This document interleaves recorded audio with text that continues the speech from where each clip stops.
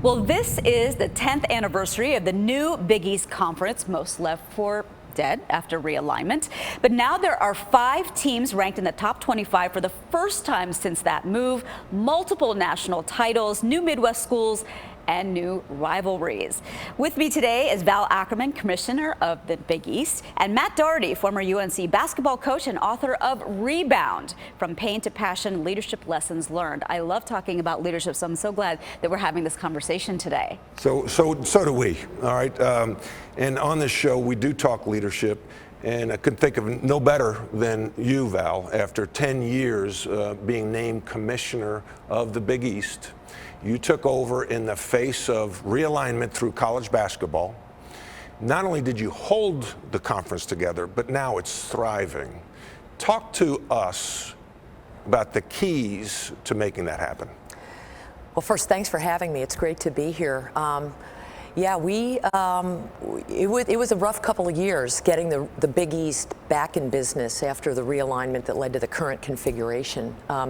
We were very fortunate because we had some key pillars in place to make that happen, led by strong presidential leadership who really had a vision, Matt, about bringing the conference back to its basketball-centric roots. Back to the day when Dave Gavitt founded the conference back in 1979. So they had a vision. Fox Sports at that time was about to launch FS1. So they needed programming. And so the timing was really fortuitous. There they were needing to get content, and there the new Big East was looking for a television partner, so the two came together in an important way, led to a 12-year national television agreement.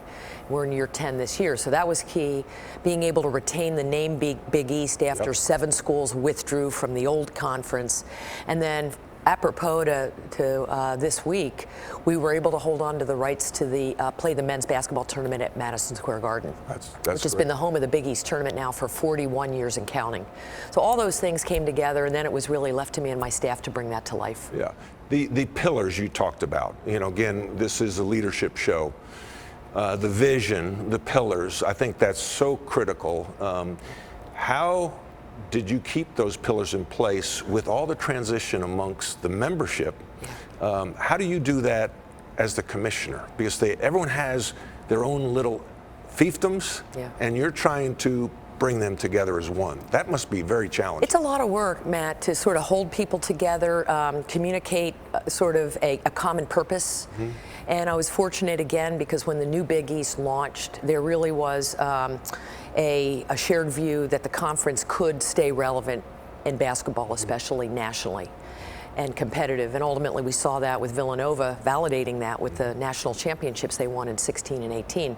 But for me, when I took over, it was really a startup because I had no staff, I had no office, I had no email, I had no website, we had no benefits plan. I was telling people to work for me on the promise that I'd get them benefits. And so it was extraordinary effort the first couple of years of the new Big East just to restart the organization, get that infrastructure recreated. And then once we got past that, we could focus in on the core work, which was student athlete welfare, running our championships, staying really good in basketball, and then picking up some other initiatives along the way. We've been active in mental health and diversity, equity, inclusion. We've got an esports program going. We've done some really interesting non-athletic collaborations involving our schools. And so for me, you know, it's been left to me to kind of execute those. But back to the leadership part, you know, once we sort of sold the idea to our presidents and our IDs, the common vision that I spoke about earlier was there in significant enough a way where they said, you know what, that makes sense to us, let's do it. You know, we'll give you the green light. Sometimes you have to paint such a vivid picture that only you can see in order to get everybody in the fiefdom to kind of follow. That's right. And, you know, we all have strategic plans and that we revisit and make sure that these are still the priorities for the organization. And I'll just share, it's getting a little more challenging now because those realignment currents that the Big East was dealing with 10 years ago, other developments in college sports really are keeping every commissioner on their toes in terms of how to stay ahead of the curve and think out how things that are happening externally could affect your organization going forward. As a leader, you need to be a visionary, as we touched on, and with the threat of you know, it's like anybody on watching. They have customers that might leave. They have clients they're afraid might leave. And if you take them for granted, they probably will leave. So what are you doing to ensure that your membership, your members, the schools, the presidents, the athletic directors are happy with you and the Big East?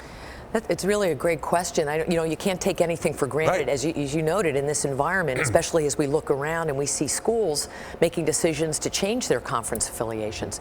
So it's somewhat ironic in the Big East, because we were probably the league hardest hit 15 or 20 years ago. Frankly, you're in my sort of alma mater conference, the ACC, Right. took a lot of Big East schools. Yeah. Back in the day, and that led to the decision by my school. Don't hold that 7 of against them. me, Val. Okay, I went to Virginia, so I'm an ACC person too. But that led to the decision by my schools to pull away and start their own thing. And I don't take for granted their level of satisfaction with being with us. I think we have that.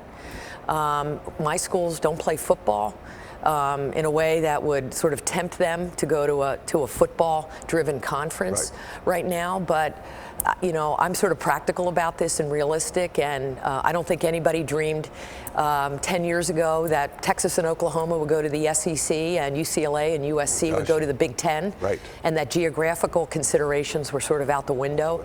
So, I think we just kind of put our heads down and do our business. And again, I do see it's my job to keep everybody, to keep everybody satisfied, so that we can hold on to what we have. Yeah. And I would wager even like keeping the lines of communications open and checking in. Do you check in from time to time and say, is this the direction that you were hoping that this was going to go? Yeah, 100%. I mean, when you work in college sports, there's sort of different governance levels. Yeah. So for me, I report to my board, which is my presidents. And I'm in very regular contact with them, either individually. I have an executive committee, I have an audit and finance committee, and then we have the full board. In fact, we just recently had a full board meeting, and that's sort of the most important part of my job, is working for my presidents. But at the same time, I have to work with my ADs. And we have a great group in the Big East, veterans in the business. Many have been at their schools for many years. They're just pros. And so I and my staff have regular calls with them. I go to every campus every year. I visit with them in person. And then there's others. We deal with our men's basketball coaches. I deal with our women's basketball coaches. We deal with our senior women administrators. And then I've got my own staff who, I have to align daily, weekly, to make sure that we're all, rowing, in the same direction here. So it's a lot of moving parts. And, when you're a leader, you really have to think hard about, okay, what do I do myself? What do I delegate? Yep. When do I have to make a decision about something? When can I delay making a decision? And then, how do I divide this up and share the governance or decision-making responsibilities? I go through that exercise every single day. That brings me to isolation relief. In the world of executive coaching, we talk about isolation relief. You are the head of the Big East Conference. You're the commissioner. You're surrounded by a lot of people, but yet I'm sure there are times you feel lonely. Yeah. Who do you go to? Who do you talk to? A mentor, an executive coach, to be vulnerable? Because you don't want to be vulnerable sometimes in front of your members or your senior leadership team, because they might lose confidence. Yeah. How do you manage that? Yeah.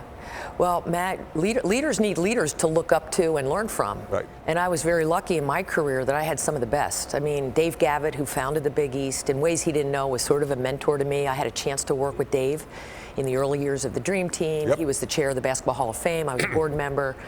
And so, frankly, when the opportunity to run the Big East came my way, I was like, oh my God, I mean, I knew Dave Gavitt. This is like a sacred trust for me. So Dave was one. David Stern, is top of list for me. I had a chance to literally work for the best commissioner ever, my judgment. And I learned so much from him. There's things he did in a certain way I could never do. But every day, there's a what would David do in this moment? What would David do? For me, and he's unfortunately not with us anymore, 3 years and counting. I would call him for counsel before we all lost him. Interestingly, there are other commissioners who I'm good friends with, who aren't in the same boat in some cases as the Big East, but have been around the college world for a long time, are actually more learned than I am in terms of institutional knowledge about our world.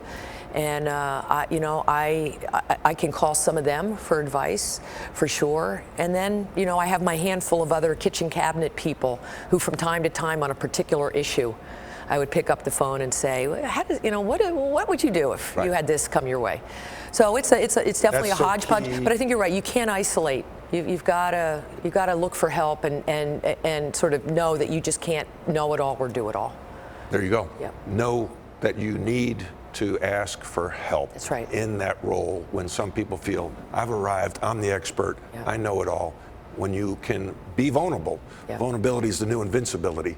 People lean into that. Yeah, it's not, and hearing you say that personal advisory board that you crafted together has been empowering for you, but also being able to say, I don't know. I remember interviewing Bob Iger, and when he was anointed the head of Universal Studios, he came from the sports world. He didn't know LA culture. He didn't know entertainment, and so he had to anoint people that became his personal advisory board for him to make educated decisions. But he had to say, to your point, and be vulnerable, I don't know. And that was especially my case because my sports career had been in pro sports. I was at the NBA for 16 years, and so knew that world. And so when I moved to college sports, I was familiar with a league office setting. Conference office is analogous to a league office in the pros, but it was the college sports world, which is very, very, very different from the pros. And so that was that was my vulnerability. That's where I had to, listen hard, learn fast, ask questions, and spent a lot of time in the early years just trying to get myself up to speed about how it was different from my prior life. Well, in respect to your time, maybe one last question from both of us. Val, what's next for you personally? And it's probably a question you don't like to, but you're talented. You've done it in pro college. You've done it at the highest level. What's next? What's the next mountain for Val Akerman? So the next mountain for me is March Madness 2023. I think you mentioned that we have some good prospects here to get some teams into the dance, and so it's our practice to sort of go around and support our schools and then get through the academic year because we've got a lot going on besides basketball. I don't know, Matt. I've got a great job. I love the Big East. I love that it's a basketball league. I love that we're at Madison Square Garden for our tournament. I'm a Jersey girl, so I like being in New York City. I don't know what the future holds, but I'm very, very happy where I am. The Big East is lucky to have you. Thank you. And we're lucky to have company with both of you today. Thank you so much. Thank you very much for having us. That's Val Akerman and Matthew Doherty, former UNC basketball coach and author of Rebound, From Pain to Passion Leadership Lessons Learned.